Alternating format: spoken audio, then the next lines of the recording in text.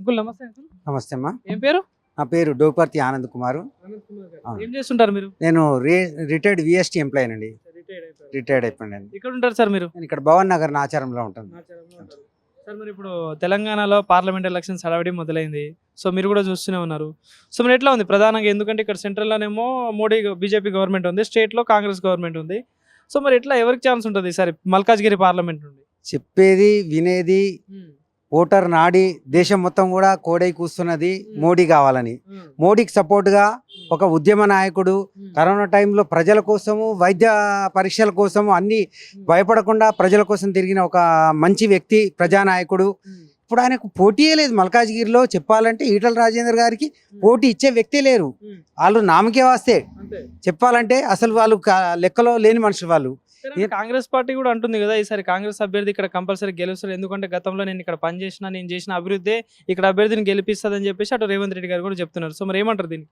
రేవంత్ రెడ్డి గారిని గెలిపించింది అన్ని పార్టీలలో ఏకపక్షంగా గెలిపించారు. ఎందుకు అంటే అప్పుడున్న పరిస్థితుల్లో బీఆర్ఎస్ పార్టీ అరాచకాలని, టీఆర్ఎస్ నుంచి బీఆర్ఎస్ మార్చుకొని వాళ్ళు అరాచకాలకు ఎప్పుడైతే పాల్పడుతారో ఒక ప్రశ్నించే గొంతుగా ఉండాలి ఇక్కడ అనేది ఒక నాయకుడు, ఇటువంటి నాయకుడు కావాలని అందరు ఏకపక్షంగా పార్టీలకు అతీతంగా ఆయన గెలిపిస్తే ఆయన శూన్యం. ఇక్కడ ఈ ప్రాంతానికి వచ్చి చూసింది లేదు, అభివృద్ధి గురించి పట్టించుకుంది లేదు, చేసింది లేదు. ఇప్పుడు కూడా దొంగ పథకాలు, ప్రజలను మోసం చేసి 6 రకాల పథకాలని చెప్తూ ప్రజలను మోసం చేసి గెలిచిన వాళ్ళు 6 నెలలు గడిచినా కానీ ఎటువంటి పథకాలు అమలు చేయలేకపోతున్నారే. అభివృద్ధికి ఆటంకం చేసే పథకాలని ప్రకటించి మోసం చేసి గెలవాలని ఇంకా ఆ తప్పుడు ఆలోచనతో వాళ్ళు ముందుకు పోతున్నారు. అటువంటి వాళ్ళు బుద్ధి చెప్పి తీరుతారు. ఈ ఎలక్షన్లలో ప్రజలు ప్రతి నోట మోడీ మోడీ మోడీ అనేది ఒక ప్రపంచ నాయకుడు. ఆయన దేశ నాయకుడు కాదు, ప్రాంత నాయకుడు కాదు, ప్రపంచ నాయకుడు. ఒక ఉక్రెయిన్ యుద్ధాన్ని ఆపగలిగిన ఒక మగవాడు. అటువంటి మగాడు మన దేశానికి ఇటువంటి నాయకుడు కావాలని ప్రజలంతా కోరుకుంటున్నారు. ప్రాంతీయ ఎమ్మెల్యే ఎలక్షన్లు అప్పుడు, అసెంబ్లీ ఎలక్షన్లు అప్పుడు ప్రజల నాడి వేరే తిరుగుండేది. ఇప్పుడు ఏదైతే దేశం కోసం ప్రతి ఒక్క యువత కూడా, చదువుకున్న యువత కూడా నాకు మోడీ కావాలి, నాకు పార్టీలకు అతీతంగా నాకు మోడీ నాయకత్వం కావాలి అని చెప్పేసి వాళ్ళు బలంగా కోరుకుంటున్నారు. మేమేదైతే ప్రజల మధ్యలో మేము తిరుగుతున్నప్పుడు మేము కాలనీ వెల్ఫేర్ అసోసియేషన్ వాళ్ళం కూడా మేము తిరిగిన ఏమంటున్నాం మరి ప్రజలు అన్న ఈసారి మాత్రం మేము మోడీకి బలంగా మేము గెలిపించుకుంటాము. మోడీని గెలిపించుకుంటే మన గతంలో 60 ఏళ్ళు 70 ఏళ్ళు కాంగ్రెస్ పాలనలో జరిగిన అవకతవకలు ఏవైతే చట్టాలు 100 సార్లు మార్చారు కాంగ్రెస్ పాలనలో, ఈరోజు వాళ్ళు తప్పుడు ఫేక్ వీడియోలు తయారు చేసి అమిత్ షా గారు చట్టాలు మారుస్తారు, బీజేపీని గెలిపిస్తే చట్టాలు మారుస్తారు, రిజర్వేషన్లు రద్దు చేస్తారని చెప్పేసి తప్పుడు ప్రచారం చేస్తున్నారు. బీజేపీకి ఎప్పుడు అటువంటి ఆలోచన లేదు. కింది స్థాయిలో ఉన్న ప్రజల్ని వాళ్ళని పైకి తీసుకురావాలన్న ఆలోచన మాత్రమే. మతాలు, కులాలు, వర్గాలు అని ఆలోచించకుండా ప్రతి ఒక్కరికి ఏ విధంగా న్యాయం చేద్దామని ఆలోచన చేస్తున్న నాయకులు మన కేంద్రంలో మోడీ కానీ, అమిత్ షా కానీ, నడ్డా కానీ ఇటువంటి నాయకులందరూ కూడా దేశం కోసం, ప్రజల కోసం ఆలోచిస్తున్నారు.